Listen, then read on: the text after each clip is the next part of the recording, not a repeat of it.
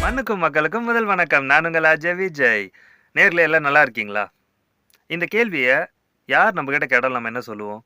நல்லா இருக்கேன் அப்படின்னு சொல்லுவோம். ஆனா மனசு மட்டும் ரொம்ப கஷ்டத்துல இருக்கும். வாய் மட்டும் நல்லா இருக்கேன் அப்படின்னு சொல்லும். ஏன் இப்படி இருக்கணும்? அப்படி இருக்கணும்னு அவசியமே கிடையாதுங்க.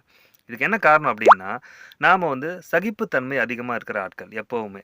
மனசுக்குள்ள எவ்வளோ கஷ்டம் இருந்தாலும் வெளியில யார் எது கேட்டாலும் நல்லா இருக்கும் அப்படின்னு சொல்லுவோம். அப்படி இருக்கணுன்ற அவசியம் கிடையாது. ஏன் அப்படின்னா, ஃபர்ஸ்ட் நமக்கு எந்த விஷயம் பிரச்சனைய குடுக்குது, எந்த விஷயம் நம்மள ரொம்ப கவலைய குடுக்குது, அந்த விஷயத்த சரி பண்றதுக்கு தான் ஃபர்ஸ்ட்டு ட்ரை பண்ணணும். அப்படி சரி பண்ணி நாம போயிட்டுருக்கும்போது, நாம ரொம்ப என்ன பண்ணுவோம்? பிஸி ஆயிடுவோம். ஸோ பிஸியா இருக்கும்போது நம்மளுக்கு கவலைப்படுறதுக்கு டைமே இருக்காது. இதுக்காக தான் சொல்றது. நம்மளுக்கு எந்த விஷயம் கஷ்டத்த குடுத்துட்டுருக்கோ, நம்ம மனசுல ஒரு பிரச்சனையா ஓடிட்டுருக்கோ, அந்த விஷயத்த சரி பண்ண நம்ம ஸ்டார்ட் பண்ணும்போது, நாம பிஸி ஆவோம். அப்படி பிஸியா சுத்திட்டு இருக்கும்போது, யாராவது நம்மகிட்ட "நல்லா இருக்கீங்களான்னு?" கேட்டா, "அப்பா நான் நல்லா இருக்கிறத விட ரொம்ப பிஸியா இருக்கிறேன்" அப்படின்னு சொல்லி பாருங்க. அவங்க எதிர்ல இருக்கிறவங்களுக்கு அது ரொம்ப பெரிய ஆச்சரியமா இருக்கும்.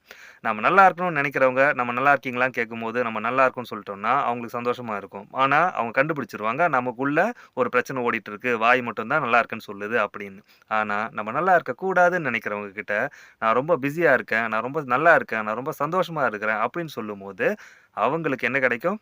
வயித்தெரிச்சல் தான் கிடைக்கும். So keep your self busy and யார் எப்ப கேட்டாலும், "ஹேப்பியா இருக்கிறேன், பிஸியா இருக்கேன். ஹேப்பியா இருக்கேன், பிஸியா இருக்கேன். நல்லா இருக்கேன்னு" மட்டும் சொல்லவே சொல்லாதீங்க.